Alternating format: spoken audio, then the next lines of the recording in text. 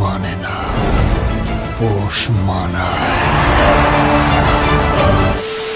তো গাইস, কালকি তুফান তো বক্স অফিসে থামার নামই নিচ্ছে না। দিন যত আগে যাচ্ছে বক্স অফিস কালেকশনে আরো ঝড় তুলছে। হ্যাঁ গাইস, এই ভিডিওতে বলবো কালকি ফিল্মটা 6 দিনে ওয়ার্ল্ড ওয়াইড কত কোটি টাকা কালেকশন করছে। তারই সাথে জানবো বাংলাদেশের কিং খান সাকিব খানের তুফান ফিল্মটা বিদেশ থেকে কত কোটি টাকা কালেকশন করেছে। প্রথমে কালকি ফিল্মটা আজকে 6 দিন কমপ্লিট করছে সিনেমা হলে। এই 6 দিনে প্রবাসের কালকি যে ইতিহাস বানিয়েছে, ইন্ডিয়ার কোনো সিনেমা কালকি ফিল্মটার মতো 6 দিনে এত কোটি টাকা কালেকশন করতে পারেনি। হ্যাঁ গাইস, ফিল্মটার বাজেট 600 কোটি রুপি। 5 দিনের মধ্যে কালকি ফিল্মটা 607 কোটি রুপি আয় করে ফেলেছে। ফিল্মটা ব্লকবাস্টার হতে গেলে 1200 কোটি টাকা আয় করতে হবে। দর্শকরা যে হিসাবে কালকিকে পছন্দ করছে, মনে হচ্ছে 2-3 হপ্তার মধ্যে কালকি ফিল্মটা ব্লকবাস্টার হয়ে যেতে পারে। আজকে 6 দিনে ফিল্মটা হিন্দি, তামিল, তেলুগু, মালায়ালাম, কান্নাডা ভাষা থেকে 36 কোটি টাকার আশপাশে কালেকশন করছে। বিদেশ থেকে আজকে ফিল্মটা 12 থেকে 13 কোটি টাকার আশপাশে